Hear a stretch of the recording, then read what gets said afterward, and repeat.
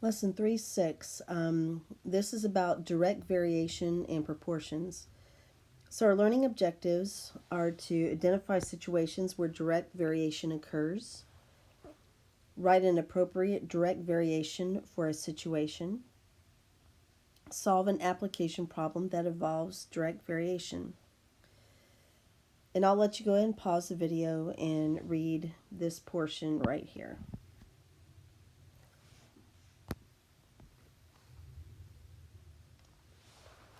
All right, let's read the class portion. An exchange rate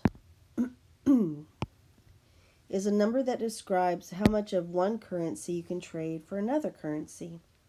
For example, if the U.S. exchange rate for Canadian currency is 1 2/10, it means that you can trade $1 US for $1.20 Canadian.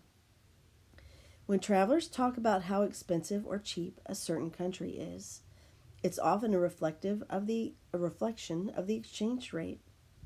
The Big Mac cost mentioned earlier, the average cost in the U.S. in July 2016 was $5.06. In Russia, it was just $2.15.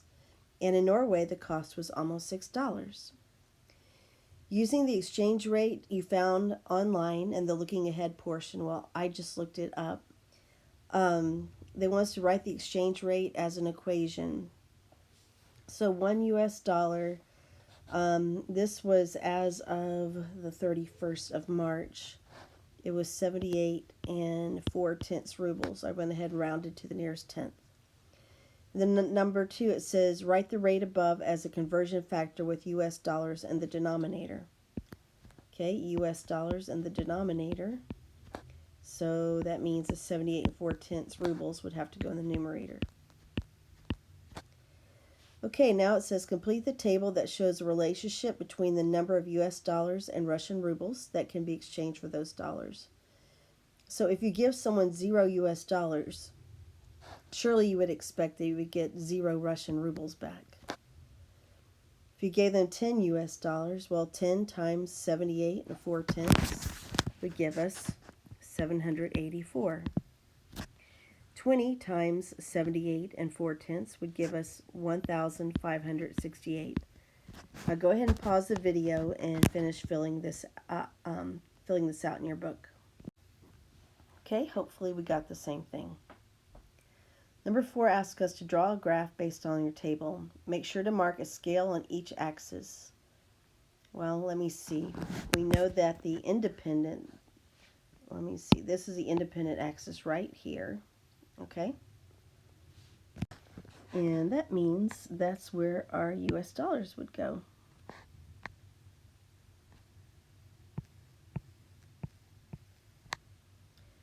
And then this is our dependent axis. Okay? So that's where our Russian rubles would go.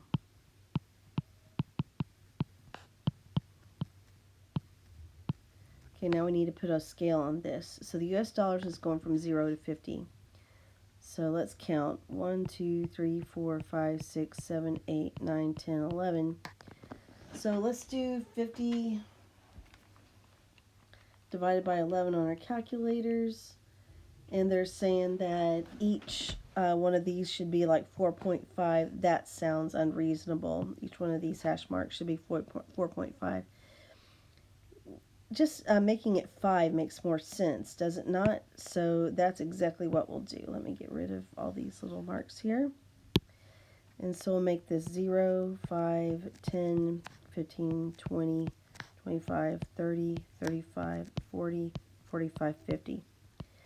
And look, that looks nice. That took up, almost the whole width of that graph. Okay, now let's do a scale for the dependent. 1, 2, 3, 4, 5, 6, 7, 8, 9, 10, 11, 12, 13, 16. So we've got about 4,000 divided by 16, and I'm getting, wow, 250. Exactly, perfect. That's nice. So the first hash mark would be 250, and then we'll go 500, 750, 1,000, and I'll go ahead and pause this and let you finish. Okay, that's not very neat, but it's kind of hard for me to write on this particular app. So any rate, go ahead and plot those points. We have 0, 0, and then we have 10, 784. This is 750, so 784 would be about right there.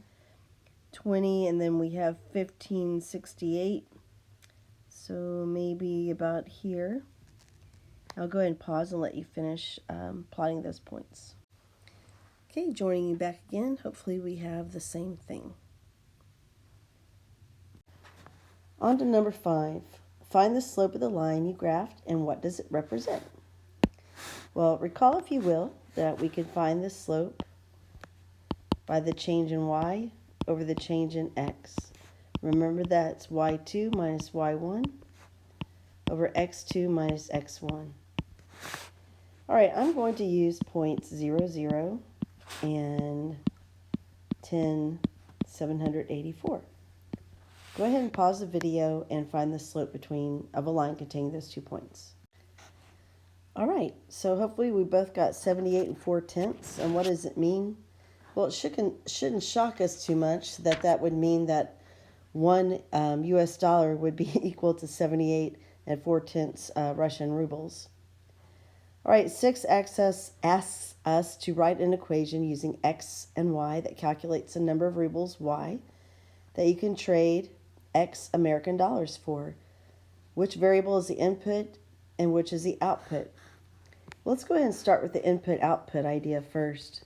So it said x American dollars, so x, that's going to be our USD, that's our input. And they told us for y to be the number of rubles. Well, that's our output. So we will have y equals, well, what was our slope? Oops, 78 4/10. So 78 4/10 x. So isn't the number of rubles going to depend on the number of US dollars that we are given? So then plus what? Well, what's the y-intercept? It looks like the y-intercept is 0, 0. So I could put plus 0, but do I really need to, right? That's just going to give us y equals 78 4/10 x. And then next on 7, they ask us to use your equation to find the current cost of a Big Mac in Russia using $2.15 as the equivalent in American dollars. Okay, so all we're going to do here is use our equation. And I would like for you to pause the video and try this on your own. All right, so when I multiply 78 4/10 by 2 1500ths, I get 168 5600ths Russian rubles. Then on 8, they ask us to use your graphing calculator to verify the table and the graph from questions 3 and 4. So go ahead and pause the video and do that yourself. All right, then number 9 says, ask how many Russian rubles do you think that you would get if you exchange 0 US dollars? Well, we've already answered that, haven't we? 0 Russian rubles. If you double the number of dollars you're exchanging, what do you think that would do to the number of rubles you'd get in exchange? All right, let's look at a situation here. I'm going from 10 US dollars to 20 US dollars. What happened to the Russian rubles? Well, it looks like that doubled as well. Okay, let's go from 20 to 40. 20 to 40 is doubled. 1,568 is times 2 is 3,136. So it looks like we could say that it would double.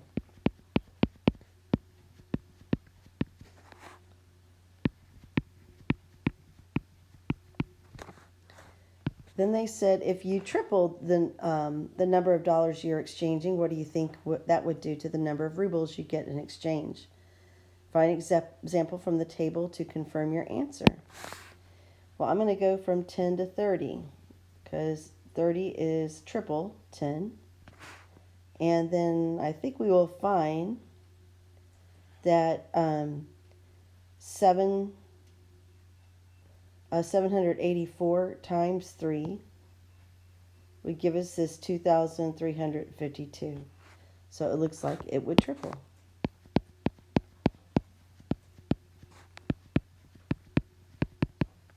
Hopefully you're seeing a pattern here. And then number 12, if you cut the number of dollars you're exchanging in half, what do you think that would do to the number of rubles you get in exchange? Well, this time let's go from the 20 to 10. 20 to 10. Well, that means I have 1,568, and I'm going to 74. Looks like it would cut in half. Or it would be halved. That makes more sense.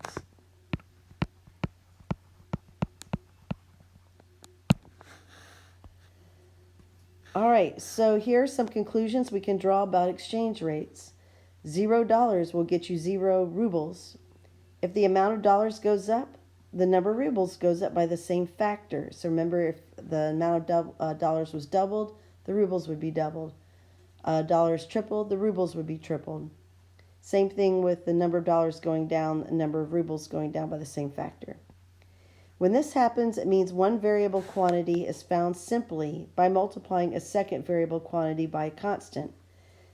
Isn't that the equation we had? We had y equals 78 4/10 times x. We just multiply the number of dollars by that 78 4/10.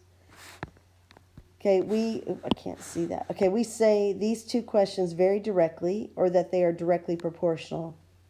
We call this type of relationship direct variation.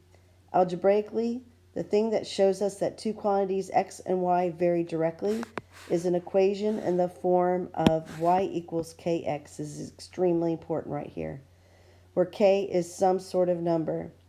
So if you look at this equation up here, don't we have something in the form of y equals kx where k is a constant?